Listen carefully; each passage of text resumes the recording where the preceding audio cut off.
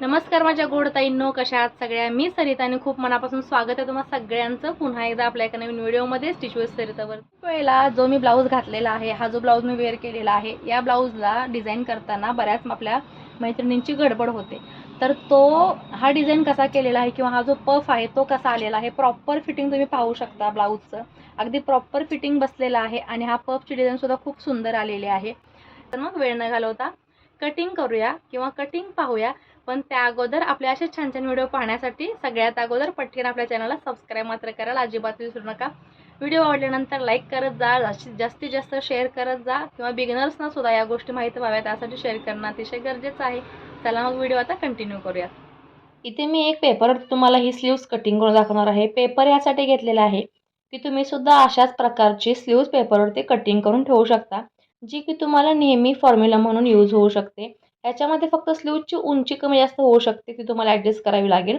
बाकी तुम्हाला as it is paper जो आहे तो तसाच कटिंग ठेवू शकता. इथं 10 इंचाची बाही आहे, तर 10 मध्ये 1 इंच वाढून 11 इंच घेतलेला आहे. 11 इंचावरती एक मार्किंग केलं, 10 इंचावरती एक मार्किंग केलं आणि बघा इथे 3.5 इंचावरती एक मार्किंग केलेलं आहे.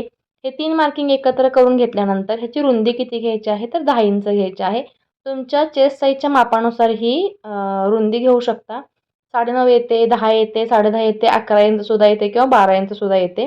तर मी तुम्हाला इथे 10 इंचाच्या रुंदीची स्लीव्स काढून दाखवणार आहे. तुम्हाला 34-36 या साईजसाठी होऊन जाणार आहे. 11 इंच घेतलात तर 36-38 मार्जिन सहित होऊन जाणार आहे. 40 पर्यंत सुद्धा होऊन जाते. तर तुमच्या आर्महोलच्या रुंदीप्रमाणे हे तुम्हाला इथे मोजून घ्यायचं आहे. रुंद जी आहे बाहीचा तो, आणि त्यानंतर इथे बघा रेषा ओढून घेतलेल्या आहेत मार्किंगवरती. 10 इंच जी आपण रुंदी घेतलेली आहे ती विथ मार्जिन घेतलेली आहे.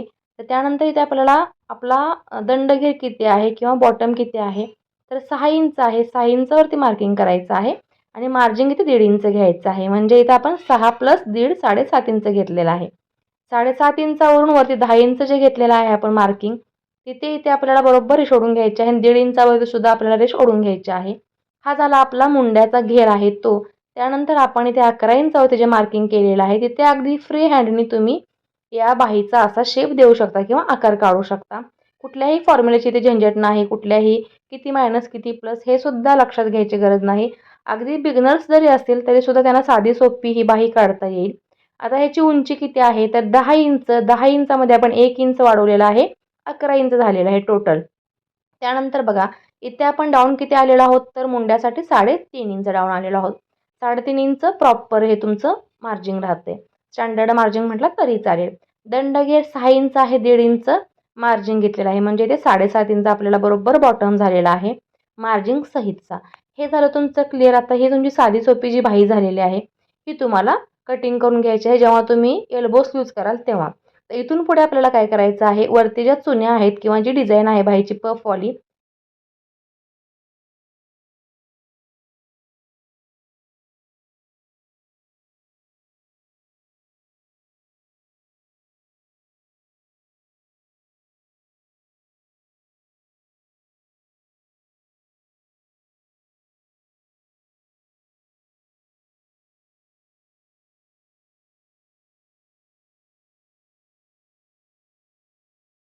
ती काढायची आहे. तर त्यासाठी आपल्याला पुढे काय करायचं आहे, तर पहा वरती जो मी हा जास्तीचा पेपर घेतलेला आहे तिथे आपल्याला तुमच्या पफप्रमाणे किंवा तुम्हाला पफचा किती जास्त फुगा पाहिजे, कमी फुगा पाहिजे त्या ह्याच्यावरती घ्यायचा आहे.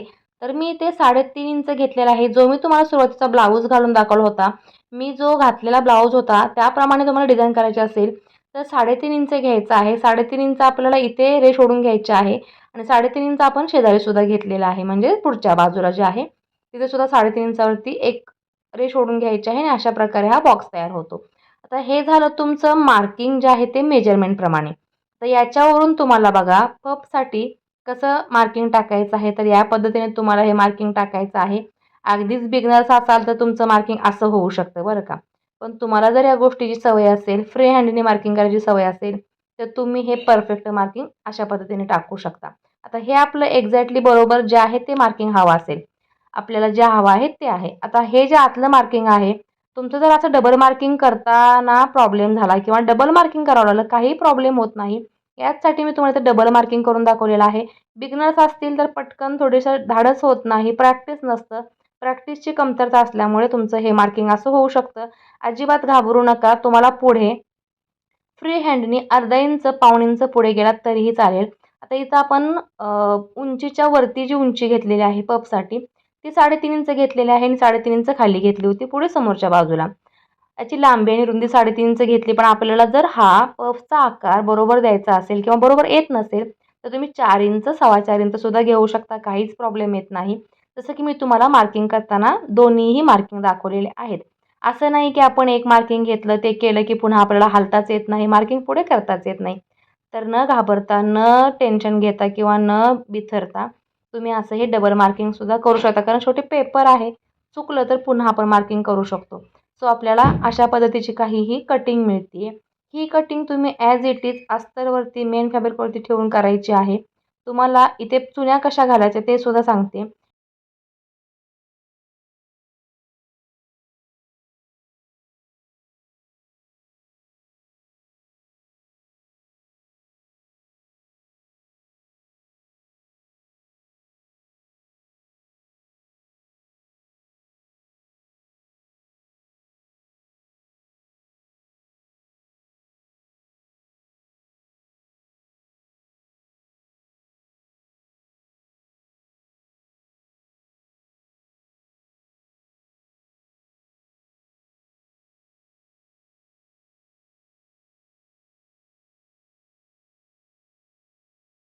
3.5 इंचाचं जे आपण इथे मार्किंग केलं होतं ते सुद्धा आपल्याला एक कट्स मारून घ्यायचं आहे.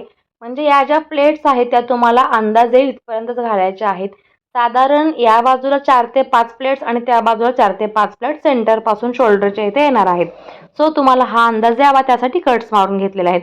तुम्हाला याचा फुगा अजून उंच हवा असेल तर 3.5 इंचाच्या ठिकाणी तुम्ही 4 इंच किंवा 4.5 इंच घेऊ शकता. हा झाला आपला पेपरवरती कटिंग. बाही आपली जी कटिंग आहे हा तुम्हाला पॅटर्न परफेक्ट झालेला आहे. यामध्येच तुम्हाला उंची आहे ती अर्धा इंच 1 इंच वाढवायला किंवा कमीसुद्धा करता येते. याचा काहीही प्रॉब्लेम होत नाही. सो व्हिडिओ आवडला असेल तर लाईक करा, शेअर करा आणि सबस्क्राईब करा. Bye bye.